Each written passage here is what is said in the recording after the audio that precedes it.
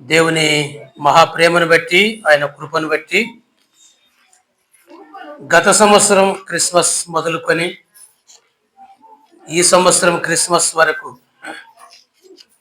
దేవుడు మనల్ని కాచి భద్రపరిచినందుకు మొదటగా దేవునికి కృతజ్ఞతాస్తుతులు చెల్లిస్తూ ఉన్నా. మాత్రమే కాదు, కూడి వచ్చిన మీ అందరికీ, స్థానిక సంఘానికి, అలాగే చుట్టుపక్కల గ్రామాల నుంచి చేరి వచ్చిన విశ్వాసులకు అందరికీ, బంధువులకు, మిత్రులకు, అలాగే కొల్లాపూర్ పట్టణ ప్రజలకు, పుర ప్రముఖులకు అందరికీ కూడా ఈ క్రిస్మస్ శుభాభివందనాలు తెలియజేస్తూ ఉన్నాం. ఈ దినం, ఈ క్రిస్మస్ పర్వదినం యావత్తు ప్రపంచంలో ఎన్ని దేశాలు ఉన్నాయో 200కు పైగా దేశాలు, అన్ని దేశాలలో కూడా ఈ క్రిస్మస్ పర్వదిన ఉత్సవ వేడుకలు జరుగుతూ ఉన్నాయి. మరి ఆ సందర్భంలో మనం కూడా ఈ స్థలములో చిన్న మందగా మనమందరం కూడి వచ్చి మరి దేవుని యొక్క వాక్యాన్ని మనం పఠించి ధ్యానించడానికి దేవుడు మనకిచ్చిన ఈ మంచి సమయాన్ని బట్టి ఆ దేవునికి కృతజ్ఞతలు తెలియజేస్తూ ఉన్నాం. మరి మనమందరము దైవ సన్నిధిలో ఉండగా కొద్ది నిమిషాలు వాక్యాన్ని చదువుకుందాం. యోహాను రాసిన మొదటి పత్రిక, మొదటి అధ్యాయం. యోహాను రాసిన మొదటి పత్రిక, మొదటి అధ్యాయము, మొదటి వచనం మనం చదువుకుందాం. జీవవాక్యమును గూర్చినది ఆది నుండి ఏది ఉండెనో మేమేది వింటిమో, కన్నులారా ఏది చూచితిమో, ఏది నిదానించి కనుగొంటిమో, మా చేతులు దేనిని తాకి చూచెనో అది మీకు తెలియజేయుచున్నా. ఆ జీవము ప్రత్యక్షమాయను, తండ్రి యొద్ద ఉండి మాకు ప్రత్యక్షమైన ఆ నిత్య జీవమును మేము చూచి ఆ జీవమును గురించి సాక్ష్యమిచ్చుచు దానిని మీకు తెలియపరచుచున్నాం. చదువుకున్న ఈ లేఖన భాగాలు మన వెనికిడిలో దేవుడు ఆశీర్వదించి మనకిచ్చులాగున చిన్న ప్రార్థన చేద్దాం. దయగలిగిన ప్రభువా, మీకు స్తోత్రములు, మీకు వందనాలు చెల్లిస్తున్నాం. ఇంతవరకు మీ సన్నిధి మాతో వచ్చి ప్రభువా మరి పాడే పాటల్లో మాకు తోడుగా ఉన్నారు. మరి కూడి వచ్చిన మేమందరం మీ సముఖంలో ఉంటుండగా మీరు మమ్మల్ని బలపరచండి. అవసరమైన సందేశం మీరే మాకు అనుగ్రహించమని, మానవుని మరుగుపరచమని మా ప్రభువును రక్షకుడు యేసుక్రీస్తు వారి నామమున స్తోత్రములు సమర్పించి వేడుకుంటున్నాము తండ్రి, ఆమేన్. ప్రియమైన సోదరి సోదరులారా, మరి క్రిస్మస్ అంటే ప్రభు అయిన యేసుక్రీస్తు వారు ఆయన మానవుడిగా లోకానికి వచ్చిన దినం.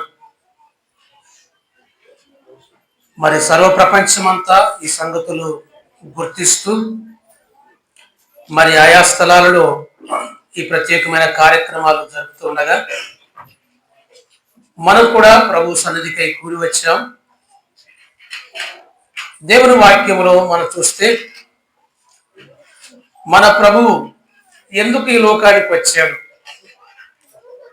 మరి ఆయనను రుచించిన వారు, ఆయనను చూచిన వారు, ఆయన ద్వారా వారు పొందిన అనుభూతులు ఎలాంటివో ఈ 2 వచనాల్లో మనకు కనబడతా ఉంది. యేసు ప్రభు 12 మంది శిష్యుల్లో వారందరూ కూడా ప్రభువును ఎరిగిన వారై, ప్రభువును అంగీకరించిన వారై, ప్రభువు ద్వారా వారు పొందిన అనుభూతులు ఏంటో వారు సాక్ష్యం ఇస్తా ఉన్నారు. దయచేసి పిల్లలు జాగ్రత్తగా పెట్టుకోండి, వాక్యం వినండి, మనసు పెట్టండి.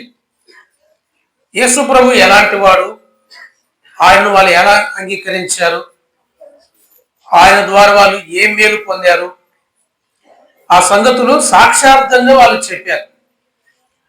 2000 సంవత్సరాల క్రితం యేసు ప్రభు యొక్క శిష్యులు వారు అనుభవించిన అనుభూతులు, వారు అనుభవించిన సాక్ష్యాన్ని వారు తెలియజేశారు. అవే సంగతులు మనం వింటున్నాం. ఇప్పుడు ఇవి కూడా మనకు అవసరమై ఉన్నాయి. చూడండి, ప్రభువును గురించి ఈ 2 వచనాలలో ఒక 5 సంగతులు మనకు రాయబడ్డాయి. ప్రభువును గురించి ఒక 5 సంగతులు మనం జ్ఞాపకం చేసుకుందాం. చాలా మంది యేసు ప్రభువును గురించి రకరకాల అభిప్రాయాలు కలిగి ఉన్నవారు ఉన్నారు. ఆయన ఒక కుల దేవుడని, ఆయన విదేశీ దేవుడని, ఆయన పరమతానికి చెందినవాడని, ఆయన మనవాడు కాదని, ఇలా రకరకాల అభిప్రాయాలు లోకంలో చాలా ఉన్నాయి.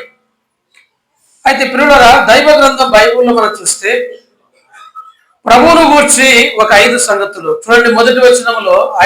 మొదటి అధ్యాయం 1వ వచనంలో జీవవాక్యమును గూర్చున్నది ఆది నుండి ఏది ఉండెనో, ఆది నుండి ఏది ఉండెనో. అపొస్తలులు అంటున్నారు, ఆది నుండి ఏది ఉండిందో అది మేము తెలుసుకున్నాం అన్నారు. అలాగైతే ప్రభు అయిన యేసుక్రీస్తు వారు ఎవరో తెలుసునా? ఆయన ఆది నుండి ఉన్నవాడు. ఇక్కడ ప్రత్యక్షమాయను అనే మాట ఉంది. ప్రత్యక్షమాయన అంటే ఆయన ప్రత్యక్షం కాకముందే ఉన్నాడు. ఆయన ఆది నుండి ఉన్నవాడు, ఆది నుండి ఉన్న ప్రభు. నిన్న మొన్నటి వాడు కాడు యేసు ప్రభు. 2000 సంవత్సరాల వాడు కాడు ప్రభు. 2000 సంవత్సరాల క్రితం మానవుడిగా వచ్చింది వాస్తవమే, కానీ ఆయన మానవుడిగా రాకముందే ఉన్నవాడు. ఆ సంగతులు చాలా ఉన్నాయి బైబిల్ గ్రంథంలో. యోహాను సువార్త 1వ అధ్యాయం 1వ వచనంలో ఆది యందు వాక్యం ఉండెను అని ఉంది. ఆ వాక్యము దేవుని యొద్ద ఉండెను, వాక్యము దేవుడై ఉండెను. ఆ వాక్యమే 14వ వచనంలో కృపాసత్య సంపూర్ణుడుగా మన మధ్యకు వచ్చాను. కాబట్టి యేసు ప్రభు వారు ఆది అయి ఉన్న దేవుడు మానవుడిగా లోకానికి వచ్చాడు. ఆ ప్రభు అన్నాడు యెషయా గ్రంథం 41వ అధ్యాయం 4వ వచనంలో 26వ వచనంలో, నేను మొదటి వాడును కడపటి వాడును అన్నాడు. కాబట్టి ఆయన మొదటి నుంచి ఉన్నవాడు. ఆయన కొలసీ పత్రిక 1వ అధ్యాయం 15వ వచనంలో ఆయన అదృశ్య దేవుడు, సర్వ సృష్టికి ఆది సంభూతుడు అని రాయబడింది. కాబట్టి యేసు ప్రభు ఆది నుండి ఉన్నవాడు, నిన్న మొన్నటోడు కాడు, మధ్యనొచ్చినోడు కాదు. ఆయన మధ్యనొచ్చింది మనమే, మధ్యనొచ్చింది సృష్టి. సృష్టి కంటే ముందున్నవాడు యేసు ప్రభు, మానవుడుగా రాకముందే ఉన్నవాడు ఆయన. కాబట్టి ఆయన మొదటివాడు, కడపటివాడు, ఆది అంతము లేనివాడని ఎబ్రీ పత్రిక 7వ అధ్యాయం 1వ వచనంలో రాయబడింది. ఆది అంతము లేనివాడు ఆయన. అపొస్తలులు ఆ సంగతి వాళ్ళు గుర్తించారు.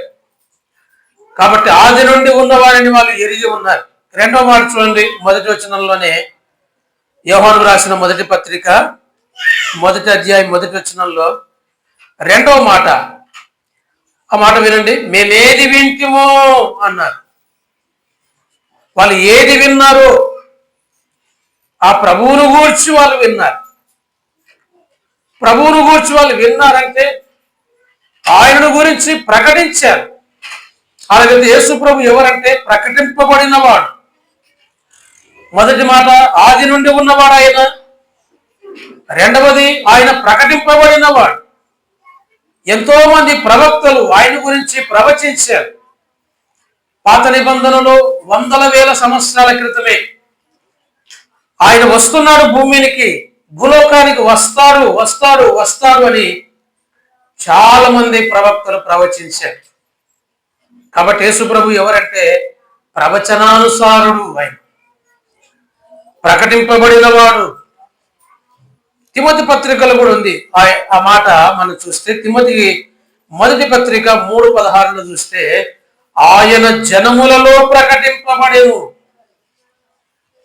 లూకా సువార్త 24వ అధ్యాయం 44వ వచనంలో ధర్మశాస్త్రములోను, కీర్తన గ్రంథములోను, ప్రవక్తల గ్రంథాలలో నన్ను గూర్చి వ్రాయబడిన ప్రకారం నేను వచ్చాను అన్నాడు. కాబట్టి ప్రవక్తలు ఆయన గురించి ప్రకటించారు, ప్రవచించారు. ఆయన భూమికి వస్తున్నాడని ప్రవచించారు. కాబట్టి మన ప్రభు ఎవరంటే ప్రకటింపబడిన ప్రభు. మొదటి మాట ఆది నుండి ఉన్న ప్రభువు, రెండవది ప్రకటింపబడిన ప్రభువు. మూడవ మాట చూడండి. మూడవ మాట మనం చూస్తే మొదటి వచనములోనే చూస్తే యోహాను రాసిన మొదటి పత్రిక 1వ అధ్యాయం 1వ వచనం, ఆది నుండి ఏది ఉండెనో మేమేది వింటిమో కన్నులార ఏది చూచితీమో, కన్నులార ఏది చూచితీమో. కన్నులార చూశారు.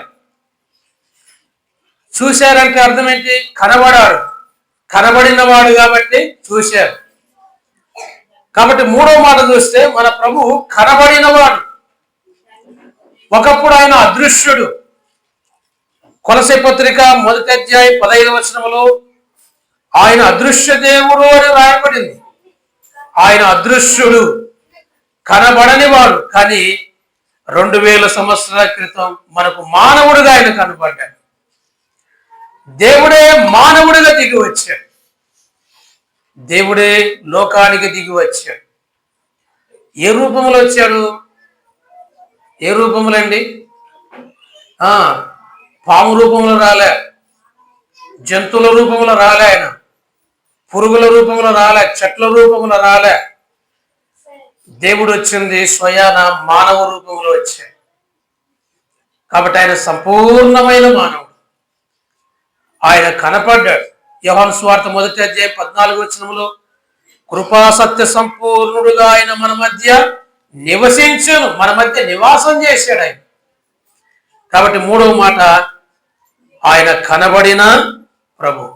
మొదటి మాట ఆది నుండి ఉన్న ప్రభువు, రెండవ మాట ప్రకటింపబడిన ప్రభువు, మూడవ మాట కనబడిన ప్రభువు. నాలుగో మాట మనం చూద్దాం. చూడండి, మొదటి వచనం మళ్ళా చదువుదాం. జీవవాక్యమును కూర్చున్నది, ఆది నుండి ఏది ఉండెనో మేమేది వింటిమో కన్నులార ఏది చూచితిమో ఏది నిదానించి కనుగొంటిమో. నిదానించి కనుగొంటిమి అన్నారు.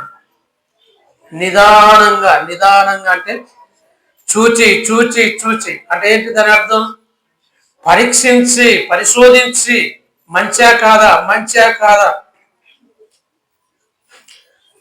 కదండి. మనం ఏదైనా షాప్కి వెళ్తే బట్టలు కొనాలనుకోండి, ఏమిటాయి కొంటారా బట్టలు? చెప్పండి. బట్టలు ఏం చేయాలా? పరీక్షించాలా, పరీక్షించాలా. చేయి పట్టుకొని చూసి, కళ్ళతో చూసి, చేయి పట్టుకొని చూసి, బాగుందా లేదా అని చూసి పరీక్షిస్తాం. కూరగాయల మార్కెట్కి వెళ్తే కూరగాయలు కూడా ఏం చేస్తాం? పరీక్షిస్తాం, బాగున్నాయా లేదా అని. ప్రభు అయిన యేసుక్రీస్తు కూడా భూమి మీద ఆయన పరీక్షించబడ్డాడు. లోకమంతా ఆయన వెంట వెళ్ళింది, లోకం పరీక్షించింది. మత నాయకులు ఆయన వెంట వెళ్ళి పరీక్షించారు. శాస్త్రులు, పరిసయ్యులు యేసు ప్రభును పరిశోధించారు. ఈయన మంచా చెడా పరీక్షించారు. పిల్లరా, పరీక్షించినప్పుడు ఆయనలో ఎలాంటి పుచ్చు లేదు, ఎలాంటి నకిలీ లేదు. యేసు ప్రభు వారు ఒరిజినల్. ఆయనలో ఏ నేరమూ లేదు, ఏ దోషమూ లేదు. ఆయనను తీర్పులు నిలబెట్టినప్పుడు గవర్నర్ పిలాతు కూడా ఆయనను పరీక్షించాడు. హేరోదు రాజు కూడా పరీక్షించాడు. రాజుల చేత కూడా పరీక్షించబడ్డాడు. ఆయన అధికారుల చేత పరీక్షించబడ్డాడు. ఆయన వాళ్ళందరూ పరీక్షించి ఏమన్నారో తెలుసిన? ఏ దోషమైన లేదు. No guilt in him. ఆయనలో ఏ దోషము లేదు అన్నారు, ఏ నేరము లేదు అన్నారు. కాబట్టి నాలుగో మాట మనం చూస్తున్నాం, ఆయన పరీక్షించబడిన ప్రభు, దోషము లేని ప్రభు, పరిశుద్ధుడైన వాడు. యోహాను సువార్త 8:46 ప్రభు అన్నాడు, నాలో పాపమున్నదని మీలో ఎవడైనా స్థాపించునా అన్నాడు. కాబట్టి ఏ నేరము లేని ప్రభువు, ఏ దోషము లేని ప్రభువు, మనందరి దోషాల కొరకు, మనందరి పాపాల కోసం కలువరి శిలువలో ఆయన బలైపోయాడు. తిమోతికి రాసిన మొదటి పత్రిక మొదటి అధ్యాయం 15వ వచనంలో, పాపులను రక్షించుటకు క్రీస్తు యేసు లోకమునకు వచ్చను అనే వాక్యము నమ్మదగినది, పూర్ణాంగీకారమునకు యోగ్యమునై ఉన్నది. యేసు ప్రభువారు పాపులను రక్షించుట కొరకై లోకానికి వచ్చాడు, లోకములో పుట్టాడు, మనందరి పాపాలు భుజాన మోసుకున్నాడు. యోహాను సువార్త మొదటి అధ్యాయం 29వ వచనంలో, ఇదిగో లోక పాపమును మోసుకొని పోవచ్చున్న దేవుని గొర్రెపిల్ల. యేసుప్రభు ఎవరట? లోక పాపాన్ని మోసుకొని పోయినవాడు. ఒక్కరిది కాదు, ఇద్దరిది కాదు, ఒక ఊరులది కాదు, ఒక దేశస్తులది కాదు. ప్రపంచంలో ఎన్ని దేశాలు ఉన్నాయో, ఎంతమంది జాతులు, జనాంగాలు కదండి. ప్రపంచంలో రకరకాల జాతులు, జనాంగాలు భూమి మీద ఉన్నాయి. వారందరి దోషాన్ని ఆయన ఒక్కడే భుజాన మోసుకొని సిలువలో మన కొరకు రక్తం కార్చి ప్రాయచిత్తం చేశాడు. మన కొరకు చనిపోయి తిరిగి లేచిన సజీవుడు ఆయన. కాబట్టి పరీక్షించబడి మనందరి పాప పరిహారం కోసమై ఆయన ప్రాయచిత్తం అయ్యాడు.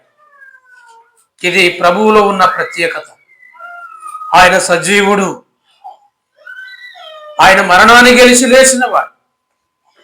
కాబట్టి 4వ మాట మనం విన్నాం, ఆయన పరీక్షించబడిన ప్రభువు. 5వ మాట చూసి మనం ముగింపు చేద్దాం.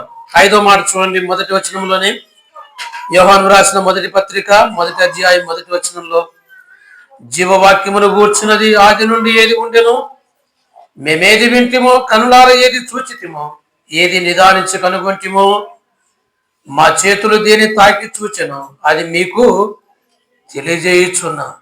మేము అనుభవించినదే మీకు తెలియజేస్తున్నాం. మేము పొందిన మేలు మీకు తెలియజేస్తున్నాం. మేము పొందిన రుచి, ఆ రుచిని మీకు తెలియజేస్తున్నాం. ప్రియులారా, అనుభవించి చెప్పిన సంగతులు. 5వ మాట చూస్తే, మన ప్రభు అనుభవింపబడిన ప్రభు, రుచించబడిన ప్రభు. అనేక మంది ఆయన రుచి చూశారు. రుచి చూసి ఏమన్నారు తెలుసిన? షబాష్ అన్నారు, బెస్ట్ అన్నారు. ఆయన రుచి చూసిన వారు, ఆయన రుచి నువ్వు ఎరుగుదువా? చాలా మంది యేసు ప్రభుని రుచి చూసి జీవితాలు ధన్యమైపోయినాయి. బైబిల్ గ్రంథంలో ఒక కూనికోరుడు ఉన్నాడు. చూడండి, ఆ మాటల ఆయన చెప్తుంటేనే విందాం. ఆయన సాక్ష్యం చూడండి ఎలా ఉందో. తిమోతికి రాసిన పత్రిక మొదటి అధ్యాయము 12వ వచనం చూడండి. తిమోతికి రాసిన మొదటి పత్రిక మొదటి అధ్యాయము 12వ వచనంలో చదువుతారా? మొదటి అధ్యాయం 12వ వచనం ఏముంది అక్కడ? పూర్వము దూషకుడను, హింసకుడను, హానికరుడనైన నన్ను తన పరిచర్యకు నియమించి నమ్మకమైన వానిగా ఎంచినందుకు నన్ను బలపరిచిన మన ప్రభు